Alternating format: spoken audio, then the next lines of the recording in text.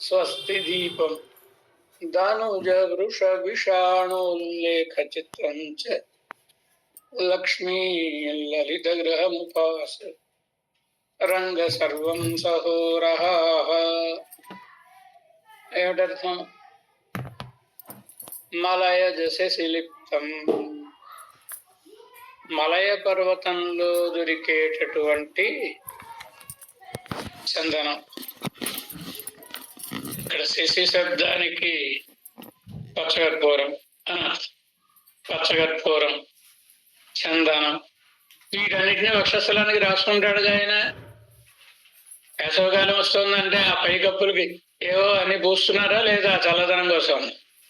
మరి అమ్మవారు ఉండాలంటే ఆ గోడలకు కూడా చల్లందనం ఉండాలి కనుక మలయజ శశిలిప్తం,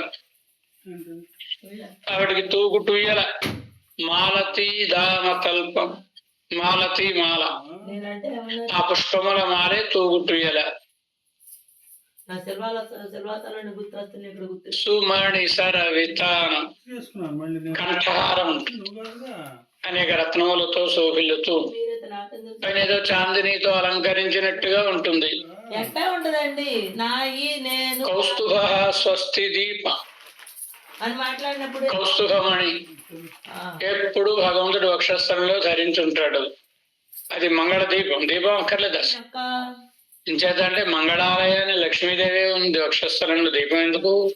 కానీ శాస్త్రం చెప్పింది కనుక దీపం ఒకటి ఉండాలి అని చెప్పింది శాస్త్రం. దీపం లేకుండా ఇప్పుడు రాత్రులు పడుకోకూడదు, దీపం ఉండాలి కనుక మంగళకరమైనటువంటి దీపంగా కౌస్తుభ స్వస్తి దీపం ఇలా తయారు చేసుకున్నాడు ఆయన. అయినా అమ్మవారికి అది ఇంకా రుచించలేదు. ఏం తింటేనా ఇదంతా ఏంటి ఓల్డ్ ఫ్యాషన్ గా ఉంది. మరి ఎలా అంటే ఆవిడ తీసుకొచ్చి కొన్ని ఫోటోలు తగిలించుకుంది. అప్పుడు ఆయన ఆవిడ ముఖ గౌడకల్ని గమనించి ఈవిడికి ఈ అలంకారాలు నచ్చలేదు అనుకుని ఏవో కొన్ని ఫోటోలు చూపించాడు. తగిలించాలంటే ఫోటో చూపించడమే, అవే ఆవిర్భవిస్తాయి. ఇప్పుడు బాగుందండి అందా. ఏమి చూపించాడు ఈయన? కరదూషణలతో యుద్ధం చేసినప్పుడు వాళ్ళు 14,000 మంది బాణములతో కొట్టినప్పుడు అయినటువంటి గాయముల మచ్చలు ఉన్నాయి. ఏడెద్దులతో కలిపి యుద్ధం చేసినప్పుడు కొమ్ములతో కుమ్మినప్పుడు ఏర్పడిన మచ్చలు, ఇవన్నీ చూపించిన తర్వాత ఆవిడకి అప్పుడు నచ్చింది. ఏం చేత? అది పరమాత్మ పరాక్రమానికి స్ఫోరకమైన చిహ్నములు గనక. వీరపత్ని కదా ఈవిడ కనుక ఇప్పుడు బాగుంది. అదే మోడర్న్ పెయింట్స్ అంటున్నారుగా ఇప్పుడు. అదే మోడర్న్ పెయింట్స్ అంటే దానికి ఒక రూపాయి ఉండదు, నువ్వేమనుకుంటే అదే. ఎవడు చెప్తే మనకి తెలుస్తుంది, ఓహో ఇదే అర్థం ఇందులో. అలాగా ఇప్పుడు నచ్చింది అంటారు కదండి. కనుక వీరపత్నికి ఆనందజనకం ఆయన వీరత్వ సూచక చిహ్నం. కళ్ళెడుత్తు కల్మారి కాత్తభిరా అంటుంది నాయిక. రాతినెత్తి రాళ్ల వర్షం నుంచి కాపాడాడండి. రాతినెత్తడం ఏమిటండి? రాతినెత్తాడు, పర్వతాన్ని ఎత్తాడు, కొండనెత్తాడు. కానీ అది ఒక పెద్ద కొండని అనిపించదు ఆవిడకి, ఏదో రాయని. అది వీరపత్ని లక్షణం. కనుక ఇది అలంకారం. వీరునికి అలంకారం ఏది అంటే ఆ యుద్ధములలో వీరులందరూ చూపించుకుంటూ ఉంటారు కదా. రావణాసురుడు చూపించుకుంటాడు కదా. అలా ఇగో మేము యుద్ధం చేసినప్పుడు పడినటువంటి జన్మం ఇది, మచ్చ ఇది అని అదే గొప్పతనం కదండి.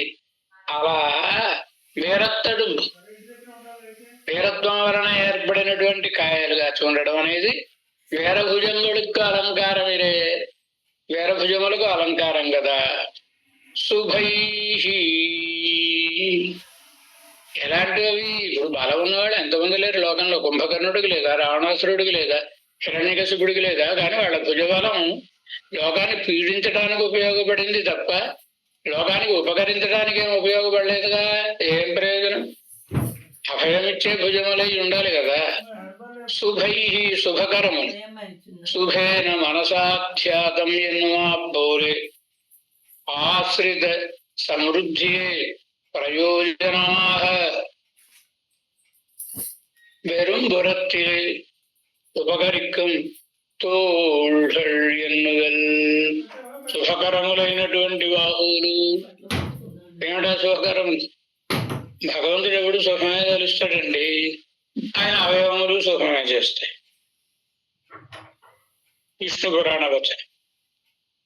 శుభేన మనసాధ్యాతం. గొల్లపల్లిలో కృష్ణ భగవానుడు అవతరించిన దగ్గర నుంచి పూతన, శకటాసురుడు, తృణావర్తుడు ఇలాంటి వాళ్ళందరూ రావడం వలన ఏమిటో ఈ వాతావరణం బాగోలేదు, ఊరు మార్చేద్దాం పిల్లల క్షేమం కోసం అని అనుకుని బృందావనం బాగుంటుందని ఎవరో ఉపనందుడు, నేను మనం చూశాను బృందావనం బాగుంటుంది, మనకి పసవ్యం నవకారణం, అక్కడ చక్కగా మన ఆవులకి అన్నిటికీ గడ్డి అది అని జరుగుతుంది, గడ్డి అంతా జరుగుతుంది, బాగుంది అక్కడికి వెళ్ళిపోదాం అంటే వెళ్ళిపోదాం అనుకున్నారు వీళ్ళు. కానీ పరమాత్మ వీళ్ళు ఎలా ఆలోచించుకుంటున్నారు పాపం, నా కోసం అని. అయ్యో మళ్ళా వచ్చాడు ఆయన, నా కోసం అని వీళ్ళందరూ పెడుతున్నారు. కానీ అక్కడ అల్లేరుగాయలతో నిండి ఉంటుంది బృందారణ్యం అంటే. ఇలాంటి చోట వీళ్ళు ఏం తిరుగుతారు పాపం, పశువుల వెనకాతలు తిరిగినప్పుడు జోడు వేసుకోరాయే, చెప్పులు తొడుక్కోరు, పల్లేరుగాయలు కూర్చుకోవా మా వాళ్ళందరికీ అనుకుని శుభేన మనసాధ్యాతం గాం వృద్ధి అభీప్సత. మా గోవులన్నీ కూడా బాగుండాలి కనుక ఆ బృందావనం మారిపోగాక అని మనసులో అనుకున్నాడు కృష్ణ భగవాన్. ఇక్కడ అనుకోవడం ఏంటి, అప్పుడే అక్కడ ఉత్పన్న నవసష్పాడ్య, అప్పుడే మొలిచిన లేబచ్చికతోటి నిండిపోయింది అరణ్యం అంతా కూడా. వెళ్ళిన తివాచి మీద నడిచినట్టే ఉంటుందండి, ఏం కష్టమే ఉండదు. అలా మారిపోయింది. ఇంకా మారిపోవడానికి ఆయన గొగ్గులు తీసాడా మరోట. శుభేన మనసాధ్యాతం, మనసులో ఒకసారి శుభకరమైన సంకల్పాన్ని చేశాడు భగవానుడు. అలా ఎండ్రుమాపోలే అన్నటువంటి రీతిగా ఆశ్రిత సమృద్ధియే ప్రయోజనమాహ. ఆశ్రితులు బాగుండాలి, వాళ్ళ సమృద్ధినే ప్రయోజనంగా భావించి వెరుంబురద్దిలే ఉపకరిక్కుం తోళ్ళల్ ఎన్నుద. పెరుంబురద్దిలే భగవంతుడు తలుచుకుంటే ఆయుధాలు కావాలా, ఏం ఆయుధాలు అక్కర్లేదు.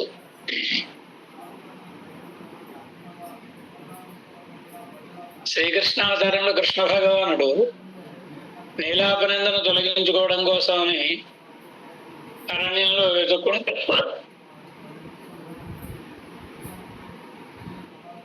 మనకి సమయం లేక, కొందరు చూసారేమో కానీ ద్వారకలో ఆ కార్యక్రమం అయినప్పుడు ఆ జాంబవంతుడి గుహ కొందరు వెళ్ళి చూసి వచ్చిన వాళ్ళు చూసి వచ్చారు. ఎందుకంటే మరి అక్కడికి వచ్చిన తర్వాత అన్ని చూడాలి కదండి. ఒకటి యాత్రాఫలం, మరొకటి యజ్ఞఫలం. చిన్నప్పుడు అమ్మ చెప్తూ ఉంటుంది, ఈ 2 వేళ్లలో 1000 పట్టుకో అని. ఎందుకని ఏం కావాలి, యాత్రాఫలం కావాలా యజ్ఞఫలం కావాలా?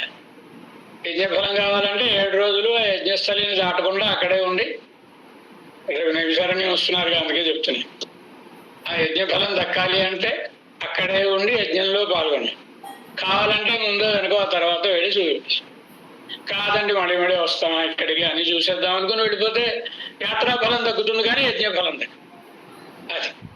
అది చాలా సూక్ష్మమైన అంశం గమనించాలి. అంటే అందరికీ అన్నీ ఉంటాయి, మనం అంత ఖర్చు పెట్టుకుని కష్టపడి వెళ్ళినప్పుడు అన్ని చూడాలనే ఉంటుంది.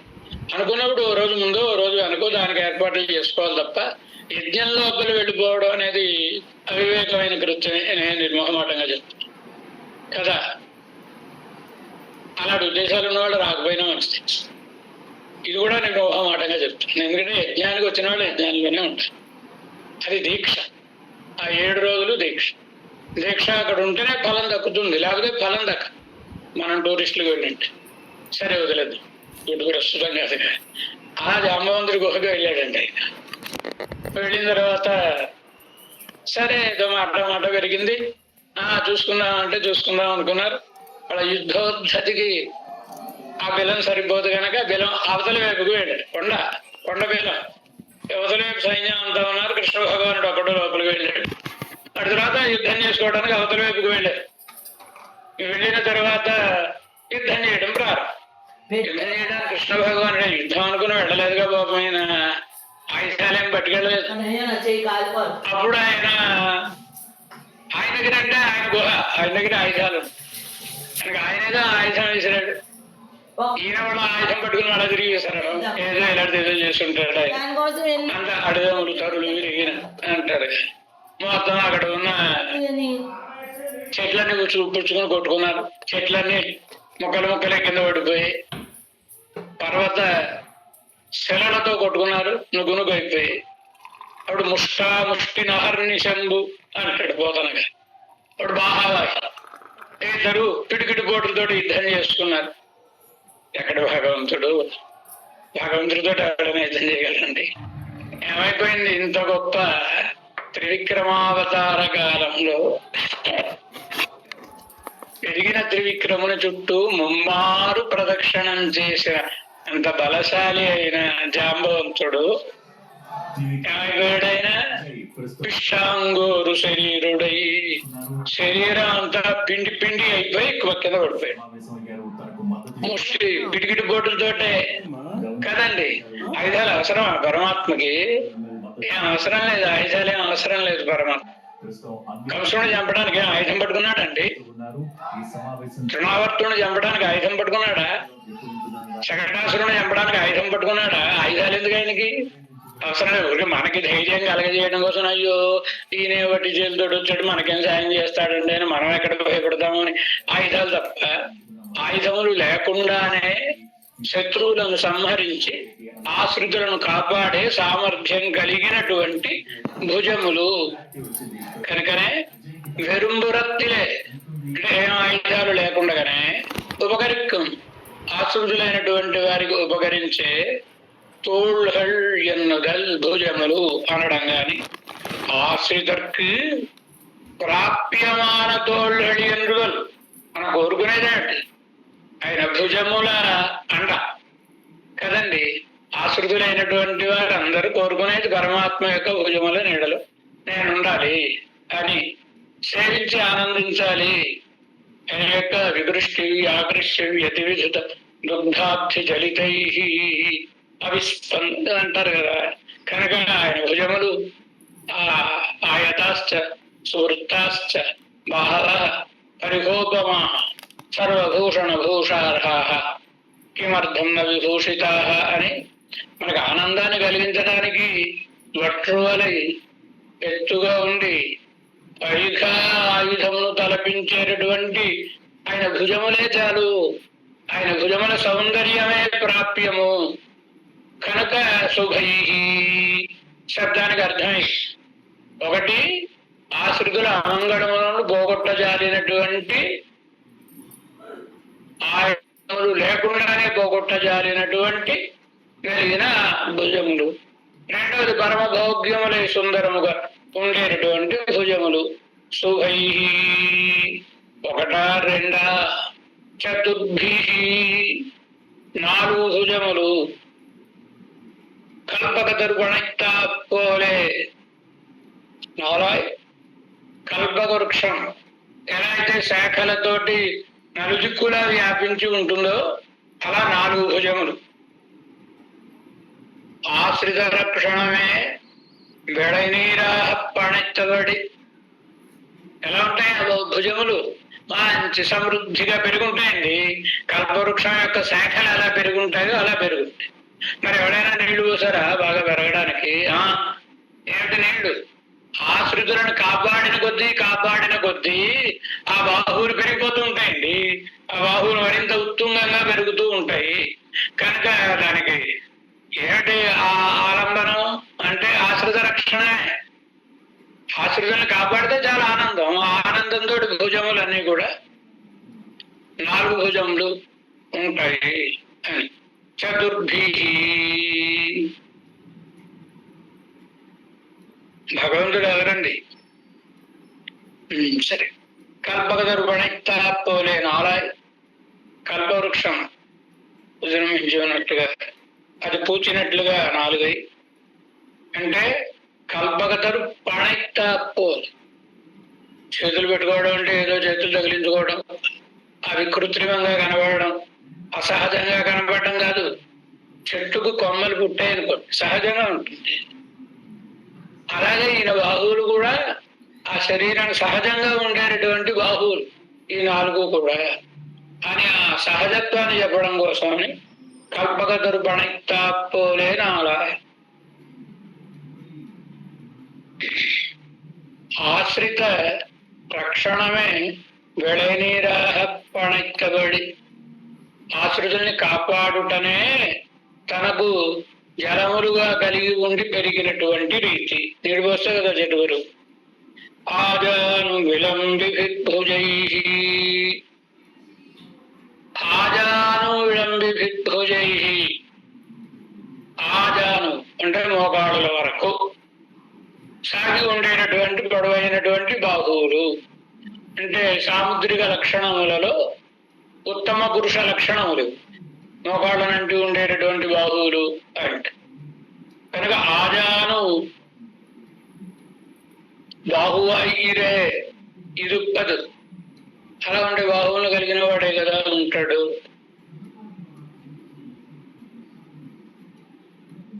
తిరురంగాళం తొంగానెప్పదాయి అంటే మోకాళ్ళ వరకు తాకుతూ ఉండేటటువంటిది.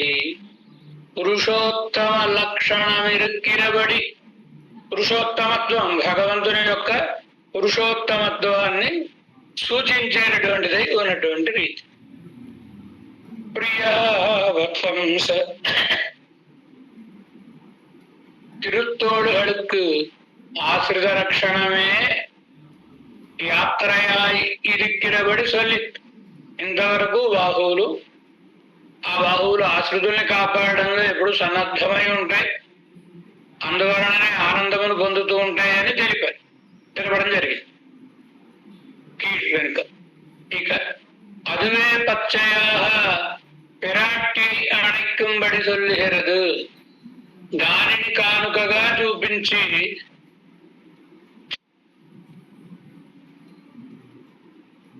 పిరాట్టిని ఆలింగనం చేసుకున్న విషయాన్ని సూచిస్తున్నారు.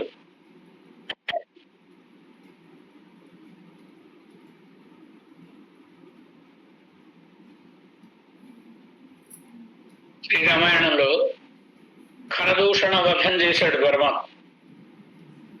14,000 మంది ఒకటే రామచంద్రస్వామి. 14,000 మందిని సంహరించాడు. సీతాదేవిని గుహలో ఉంచాడు. లక్ష్మణస్వామిని ఆమెకు కాపుంచాడు. ఎంచేత అంటే మన ఈవిడ అయ్యో అయ్యో అలా చంపేస్తారా మనుషుని అని ఎక్కడ మన మధ్యలో దారిలో వచ్చేస్తుందో అని ఆవిడ రాకుండా ఉండడం కోసమని లక్ష్మణస్వామిని కాపు. నేను 1,000 పెడతావు, నేను వస్తాను. 14,000 మందితో యుద్ధం అంటే నేను ఒక్కడిని వదులుతాను, నేను ఎందుకు వచ్చాను అని ఈయన అంటాడేమో. ఎందుకంటే ఇలాంటి వీరాలాపములు పలకడం అలవాటు లక్ష్మణస్వామి. నాసి రాబంధనార్థాయ అంటాడు రామచంద్రస్వామి తోటి. ఇలాంటి కత్తి ఏంటి, షో కోసం కట్టుకు తిరుగుతున్నాను అనుకున్నావా, శత్రువుని చంపడానికే కత్తి అంటాడు ఆయన. కనుక అన్నయ్య నేను వస్తాను అంటాడేమోనని, లేదా నా పాదముల మీద శాపిత, నా పాదముల మీద ఒట్టు, నువ్వు గుహ దాటి రావడానికి వీల్లేదు, ఆవిడ కాపుడు సీతాదేవి అని ఈయన ఒక్కడు వెళ్ళి. ఎందుకని ఎవరైనా ఆయన రాక నా పరాక్రమం మా ఆవిడకి చూపించుకోవడానికి అవకాశం వచ్చిందిరా. చేత ఆయన మనసు కూడా ఎప్పుడో గాయపడి ఉంటుందండి, ఉండదా? ఎప్పుడో సీతమ్మ అనేసిందిగా స్త్రీయం పురుష విగ్రహం అని. మా నాన్నగారు పొరపాటుని మగవేషం వేసుకున్న ఆడపిల్లకి ఇచ్చి నా గొంతు కోసానని అనుకుంటాడేమో అని. మహాపతివ్రత కనుక ఆవిడ తిట్టదు, మా నాన్నగారు తిడతారేమో అని. అది మనసులో చాలా గాయం అయిపోయింది. పురుషోత్తముడు ఆయన నేను పట్టుకుని ఇంత మాట అంటుందా అని. ఇవాళ అవకాశం దొరికింది. 14,000 మందిని ఒకటి జయించి ఆవిడని మెప్పించేటటువంటి అవకాశం. కనుక సరే అయింది, యుద్ధం అయింది, వాళ్ళందరినీ సంహరించేశాడు ఆయన. సంహరించిన తర్వాత సీతమ్మ ఉన్న చోటుకి వచ్చి, సీతమ్మకి ఎంత భయం ఉంది. మా ఆయన 14,000 మందితోటి యుద్ధం చేస్తున్నాడు, ఏమైపోతాడు, సుకుమారమైన ఆయన ఏమైపోతాడు అని భయపడిపోతూ ఉంది ఆవిడ. అలాంటి ఆవిడికి మళ్ళా రామచంద్రుడు తిరిగి రావడం చూడగానే ఒక్కసారి మళ్ళా ప్రాణాలు పైకి లేచి ఉన్నావిడైంది.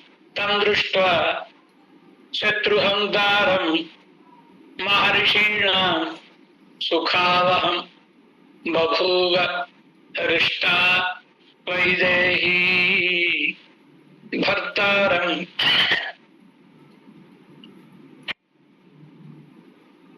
పరిషస్వజే. తం దృష్ట్వా ఆయనను చూచి, అద్భుతం వాల్మీకి మహర్షి. అది కావ్యం ఊరికంటారండి. కవులకు అందరికీ ఆధారమైనటువంటి భావనలు కదండి.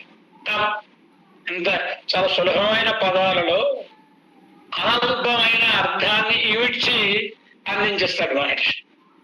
తం దృష్ట్వా, అతడిని చూచి, అతడిని అంటే ఇదివరకు చూచిన అతడు కాడు. ఇదివరకు చూచిన రాముడు శృంగార రాముడండి. ఇప్పుడు చూచిన రాముడు వీరుడైన రాముడండి. శత్రు సంహారం చేసిన శత్రుహంత అయినటువంటి రాముడండి.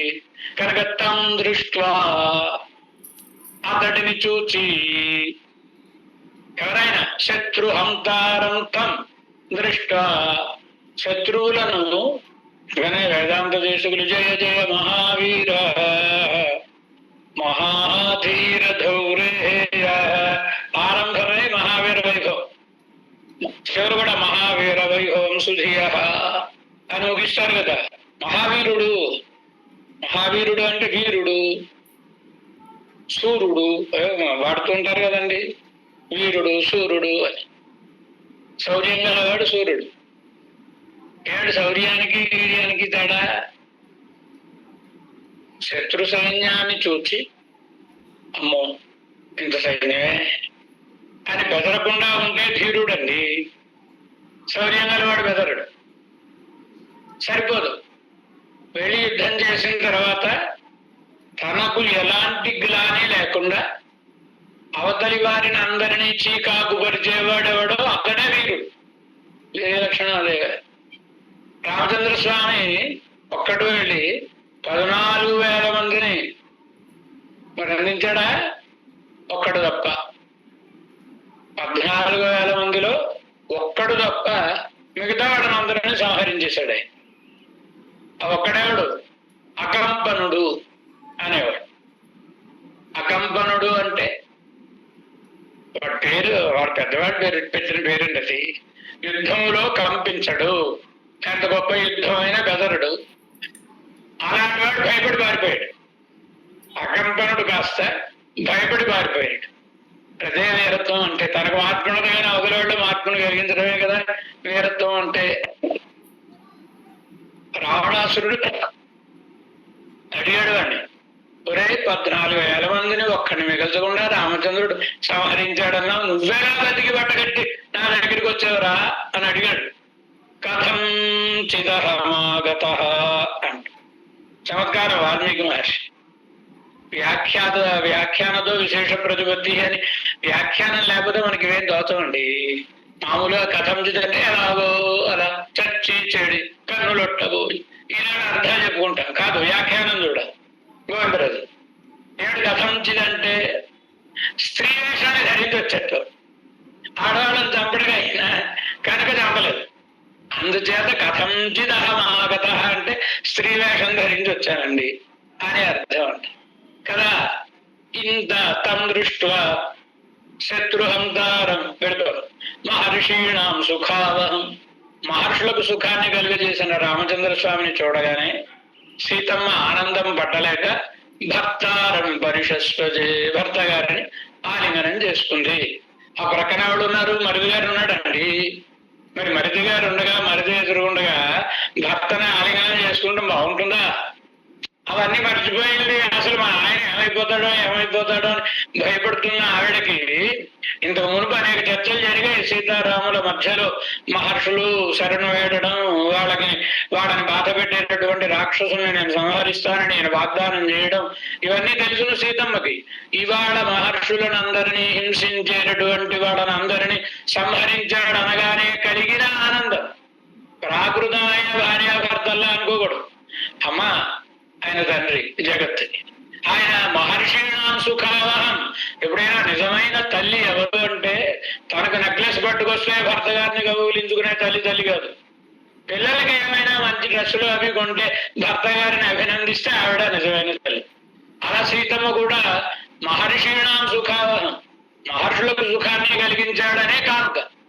ఈ కానుకను చూడగానే మరి ఇప్పుడు ఏం చేయాలి? సీతాదేవి ఆయన ఏదో సన్మానం చేయాలి కదండి. సన్మానం చేయాలంటే ఏం సన్మానం చేయాలి? ఒక్కసారి తాను ఆలింగనం చేసుకుంది. అది కూడా వాల్మీకి మహర్షి ఏం వదలడండి.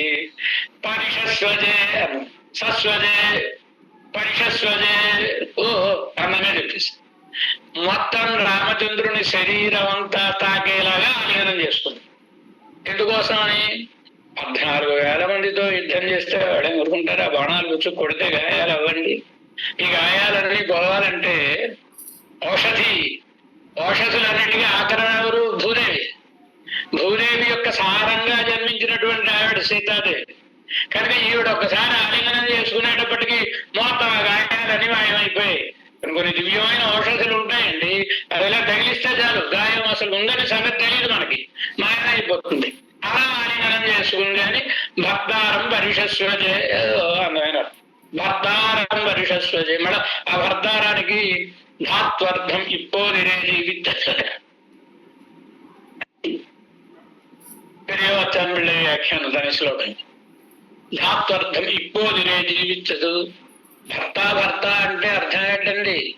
భరించువాడు అని.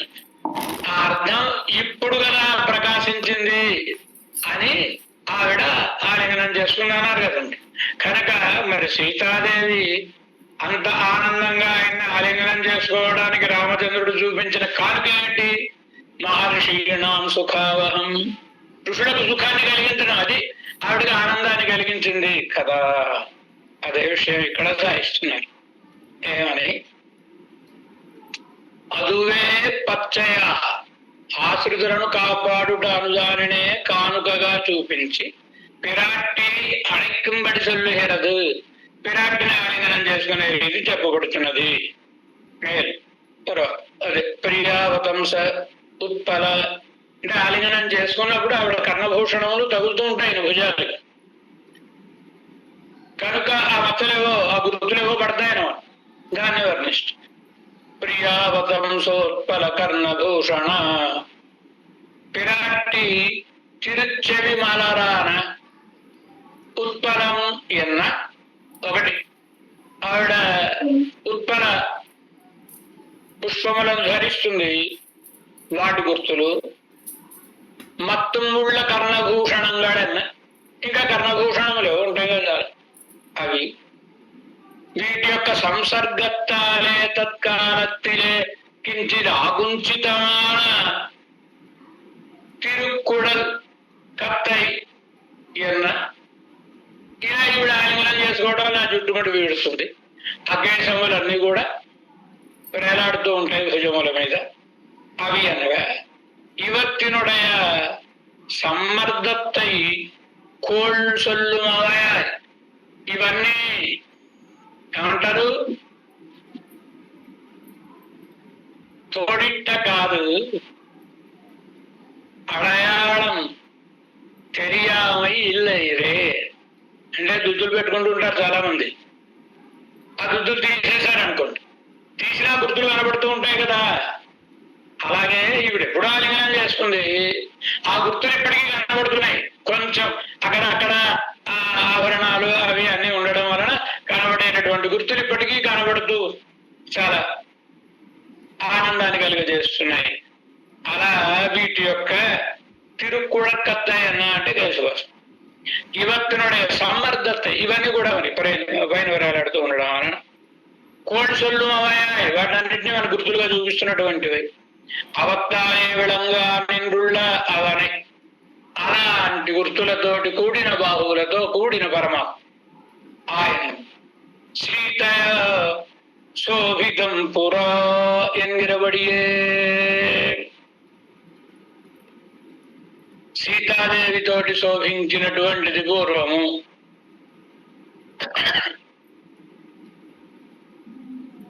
శ్రీరామచంద్ర స్వామి ఆయన తిరుమేన ఎక్కడి నుంచి వచ్చిందండి? వైకుంఠం నుంచి తెచ్చుకున్నాడు కదా. ఆదియం సోది ఇరువై అంగువైతు ఇంగుప్పెరంద పవళించాడు రామచంద్రస్వామి. సముద్రపు ఒడ్డున దారి నిమ్మనమని. వాల్మీకి మహర్షి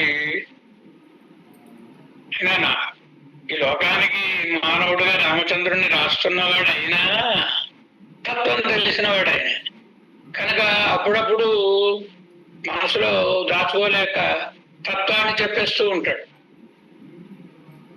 భుజరి పరమనారీణ పరిమృష్టం అనేకథ. శ్రీరామచంద్రుడు పడుకుని ఉంటే వనవాసకాలంలో ఆభరణాలు ఉంటాయి ఏముండగా సముద్రపుడు పడుకున్నాడు దారి అయ్యాడు. ఆ భుజాలు ఎలాంటివో తెలుసునా అనేక మంది స్త్రీల చేత ఆలింగనం చేసుకునబడినటువంటి భుజములు అనేసి దీంతో కొంప మునిగిపోయిందని ఇంకా అక్కడి నుంచి వాదనలు ప్రతివాదనలు. ఓహో రామచంద్రుడికి సీతమ్మ ఒకటే భార్య కాదండి, ఇంకా చాలా మంది భార్యలు ఉన్నారు, అనేక మందిని ఆలింగనం చేసుకున్నాడని వాల్మీకే చెప్పాడు కదా అని. అవును, వైకుంఠంలో అక్కడ ఆలింగనం చేసుకున్నాడని అర్థం అండి. మరి ఆ శరీరంతో ఇక్కడికి వచ్చేసాడు ఆయన. అందుచేత కొన్ని చిహ్నాలు ఆ చిహ్నాలు కనబడితే కనబడుగాక ఆయనకి మనకు కనబడాలి, మనకు అసలు ఆయనే కనబడ్డు అనుకోండి. వాల్మీకి మహర్షి అంటే దివ్యమైన జ్ఞానం కలవాడు కనుక అది కనబడుతుంది కనుక ఆ మాటలను ఆయన చెప్పి అలా పరమాత్మ ఏనాడో ఆలింగనం చేసుకున్నా ఈనాటికి ఆ గుర్తులు కొంచెం కనబడు. బహుశా ఇందు వల్ల ఏర్పడి ఉంటుందండి గుర్తు అని అనిపించేటటువంటి రీతిగా ఉన్న బాహువులు. అవత్తాలే విడంగా రెండు సీతయా శోభితం పురా. పూర్వం సీతాదేవి ఆలింగనం చేసుకోవడం వలన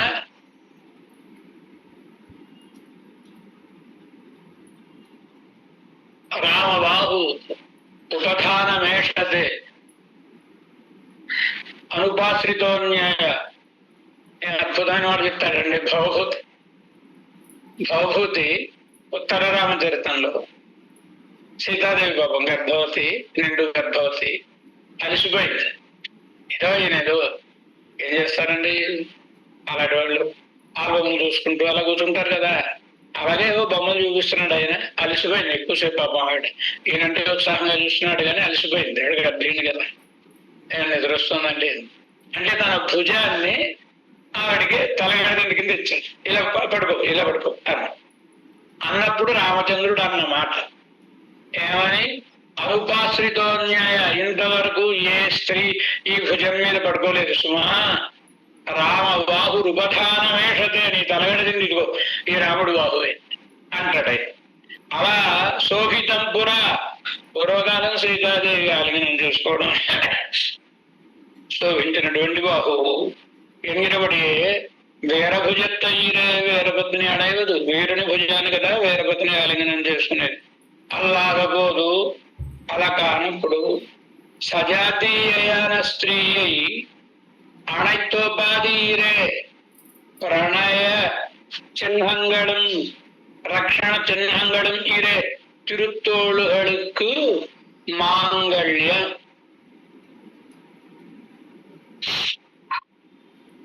ఇందాక శ్లోకం చెప్పుకున్నాం కదండి. అక్కడ అద్భుతమైన వాక్యాన్ని పెరియవచ్చని బిడే తని శ్లోకంలో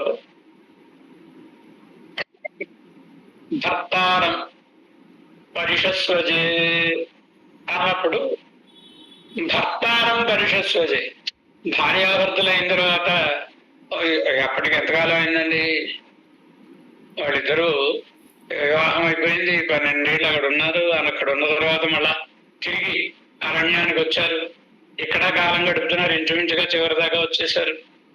10 ఏళ్ళు గడిచిపోయి 11వ ఏడు కూడా గడిచిపోతుంది. ఆ సమయంలో చెప్పిన మాట ఇది భర్తారం పరిషస్వజ అనేటటువంటి మాట.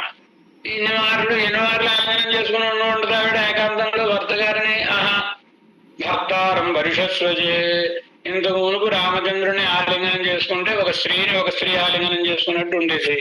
ఇప్పుడే భర్త గారిని ఆలింగనం చేసుకున్నట్లుగా ఈవిడ అనుభవిస్తుంది అన్నాడు. భర్తారం అనడం ఎందుకోసమని అంటే ఇప్పుడు వేరే కోణం. ఇంతవరకు ఏం చూసిందండి ఆవిడ? వాడు చెప్పడం వీడు చెప్పడమే. అన్నయ్య గారు యుద్ధంలో వాడు చంపారు, వీడు చంపారు అంటే ఫోటో చూడటం మరోటో తప్ప ఇప్పుడు ఎప్పుడు చూడలేదు ఆయన పరాక్రమాన్ని. ఇవాడే చూసింది. కనుక ఇప్పుడు ఈవిడికి ఆనందం. కనుక ఒక పురుషుణ్ణి ఆనందం చేసుకున్నట్టుగా భావన ఇప్పుడు కలుగుతుంది. కనుక భక్తానం పరిషస్వజే ఆనందంలో అర్థం అది అంటారు కదా.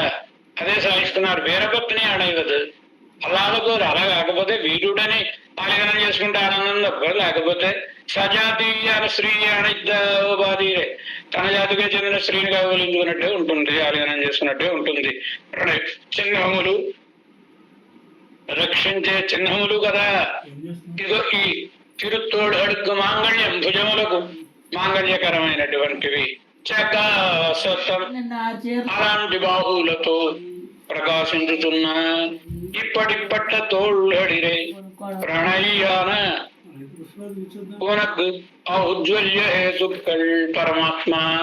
ఇలాంటి బాహువులు కదా ప్రేమ కలిగినటువంటి నీకు ఆభరణముల వంటి కీర్తిని కాంతిని కలుగజేసేటటువంటివి. చకాసతం జాగిణ కర్కశైశుభై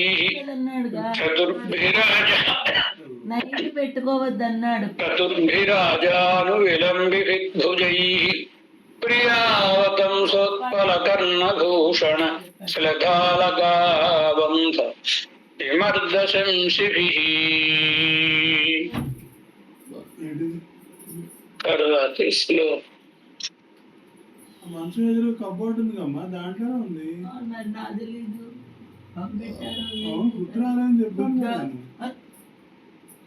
ఆ భుజములు భుజములతో చేరి ఉండేటటువంటి కనబడితే హ్యాపీగా ఫీల్ అవ్వాల్సింది పోయి దాన్ని కూడా కంఠం, ఏందో ఎక్కడ తిరుముఖ మండలం వీటిని వర్ణిస్తూ అల్పారంభ క్షమగర రేపు చెప్పుకుందాం. ఇవాళ ఆయన మధుసూదన్ ప్రశ్నోత్తరావళి ఏంటంటే అడుగుతానంటే అడగవచ్చు. ఇంకొక విశేషం ఏమంటే మనం నేను తప్ప దానికి అదే యూనివర్సిటీలో చెప్పండి. సురవరం ప్రతాపరెడ్డి తెలుగు యూనివర్సిటీలో విశిష్టాద్వైతం మీద ఒక కోర్సు పెట్టించడం జరిగింది. మా హనుమంతరావు గారి కృషితోటి, కేవీ రమణారెడ్డి గారి కృషితోటి విశిష్టాద్వైతాన్ని గురించి ఒక కోర్సు యూనివర్సిటీలో. మామూలుగా మన యూనివర్సిటీలో మనం ఇవ్వడం వేరు, మామూలుగా ఉండే యూనివర్సిటీలో మన సంప్రదాయం మీద ఒక కోర్సు పెట్టడం అంటే అబ్బురం. అది రేపు 18వ తేదీన రవీంద్ర భారతిలో కర్టన్ రైజర్ కార్యక్రమం ఉంటుంది. పరిచయం చేయాలిగా అందరికీ. కనుక భాగ్యనగరంలో ఉండేవాళ్ళు అందరూ కూడా సాధ్యమైనంత వరకు రవీంద్ర భారతి 18వ తేదీ సాయంత్రం 6 గంటలకి కాన్ఫరెన్స్ హాల్ వస్తే నిండుగా ఉంటుంది. సాధ్యమైనంత మంది పాల్గొంటే బాగుంటుంది. మొదటి ఏడాది సర్టిఫికెట్ కోర్స్ అని యూనివర్సిటీనే సర్టిఫికెట్లు ఇస్తుంది మనకి. దాని తర్వాత డిప్లొమా, పీజీ అని చేయొచ్చు. ముందు సర్టిఫికెట్ కోర్స్ ఒకటి జరుగుతుంది. అపరిచయమైనటువంటి మన సంప్రదాయాన్ని గురించి ఏమిటో తెలియాలి. విశిష్టాద్వైతం అంటే ఏమిటి, దాని ఆవశ్యకత ఏమిటి తెలియాలి. కనుక దానిలో ప్రధానమైన భగవద్ రామానుజ వైభవం కానీ, విశిష్టాద్వైతాన్ని గురించి కానీ, భగవద్గీతను గురించి కానీ, వీటన్నిటి ఆ కోర్సు ఏమిటి అనేది కూడా మనం ఆ సమావేశంలో చెప్పడం జరుగుతుంది. చెప్తున్నారా కోర్స్ గురించి ఆహ్వానిస్తున్నాం.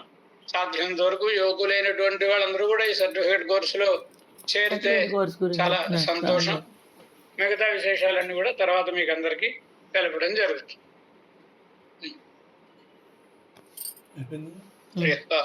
కళ్యాణం